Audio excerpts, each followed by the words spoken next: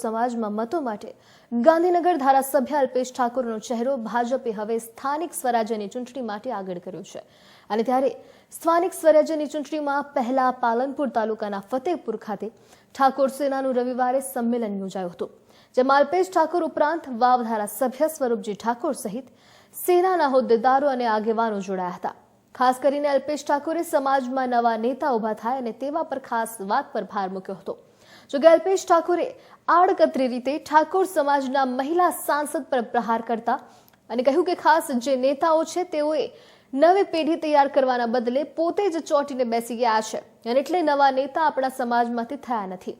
સરહદી વિસ્તારમાંથી સ્વરૂપજી ઠાકોર ચૂંટણી લડ્યા હતા અને જીત્યા બાદ પણ તેઓ કહે છે કે તેમને બોલતા નથી આવડતું।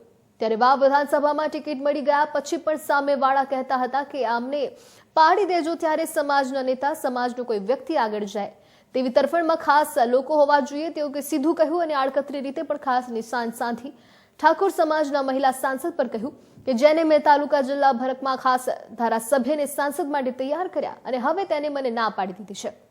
આ કાર્યક્રમમાં અલ્પેશ ઠાકોરે આડકતરી રીતે સાંસદ પર ખાસ નિશાન સાધ્યું છે અને ત્યારે આવનારી સ્થાનિક સ્વરાજ્યની ચૂંટણીમાં જિલ્લા પંચાયત અને તાલુકા પંચાયતોમાં ઠાકોર કહી શકાય કે ઠાકોર મતદારો છે તેમને કયા પ્રકારે ભાજપની તરફેણમાં રહે છે।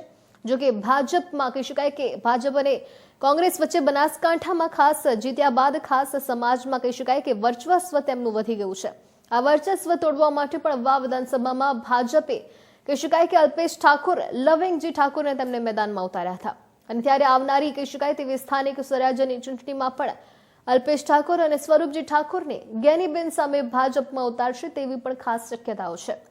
ત્યારે આજના ક્ષત્રિય ઠાકોર સંમેલનમાં અલ્પેશ ઠાકોરે શિક્ષણ પર ભાર મૂક્યો હતો। સમાજની શિક્ષણ સંસ્થા માટે 1 કરોડનું દાન આપવાની પણ જાહેરાત કરી છે।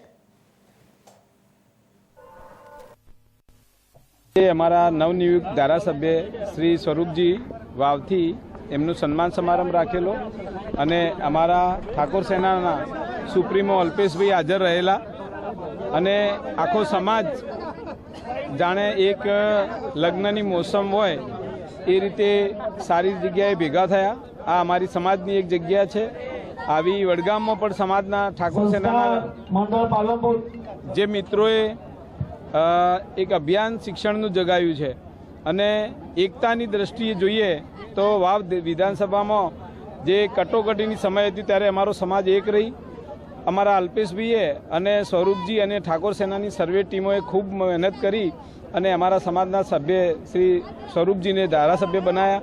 એ બદલ અમે એમનો સત્કાર સમારંભ ત્યાં રાખેલો હતો અને સારી બહોળી સંખ્યામાં અમારા સમાજના લોકો ભેગા થયા। હવે આગળનું કદમ અમારું શિક્ષણ તરફ હશે અને દરેક તાલુકા દીઠ એક સંસ્થા ઊભી થાય એવું અમારું પોતાનું એક વિઝન છે અને સાથી અમારા મિત્ર ડૉક્ટર અશોકભાઈ સોડાલા પણ છે। એ આખા સમાજમાં અમે બધા મળી અને એક શિક્ષણની જ્યોત જલાવીએ એવી માં અંબાને પ્રાર્થના કરીએ છીએ। જય હિન્દ। ફતેપુરા ગામની અંદર સ્નેહ મિલન કાર્યક્રમ હતો। સમાજની જગ્યા જે રાખવામાં આવી છે એના માટેની વાત હતી ને બનાસકાંઠા જિલ્લામાં એ 3 થી 4 જગ્યાઓ રાખીને શૈક્ષણિક ભવનો બનાવવા માટેની વિચારની વાત છે।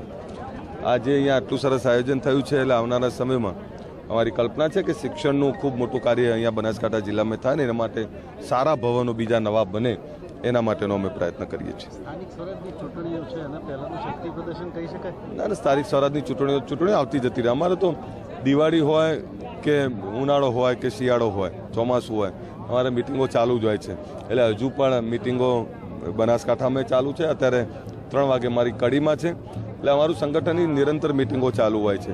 શક્તિ પ્રદર્શન નહીં પણ રાજનીતિમાં આ યુવાનોને પણ નજરઅંદાજ ના કરી શકાય એ પ્રકારનું આ લોકો કામ કરતા હોય છે। વિષય એ છે કે જે લોકો મોટા થાય એ બધા સમાજને પછી ભૂલી જાય છે અને પછી એવું માને છે કે અમે ખૂબ મહાન છીએ। એવું ના હોય। દરેક સમાજથી ઉજળો હોય, દરેક સંગઠનથી ઉજળો હોય। આજે હું ભલે ગમે ત્યાં હોઉં પરંતુ આ સંગઠનના યુવાનોના કારણે હું છું। એમણે મને ખૂબ મોટો કર્યો છે અને એ જ્યારે એમના માટે કંઈક કામ કરવાનું આવે ત્યારે હોંશથી કામ કરવું જોઈએ।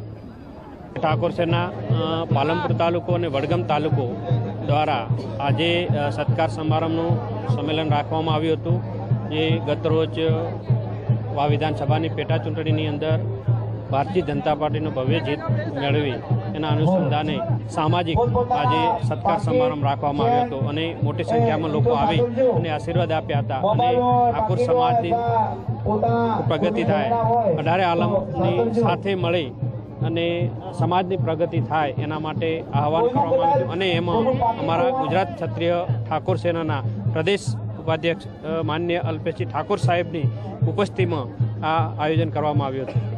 આગામી સ્થાનિક સ્વરાજની ચૂંટણીઓ પણ હવે આવી રહી છે, કેવા પ્રકારની તૈયારી? હા, સ્વરાજની ચૂંટણીઓ આવી રહી છે એમાં અમારું ભારતીય જનતા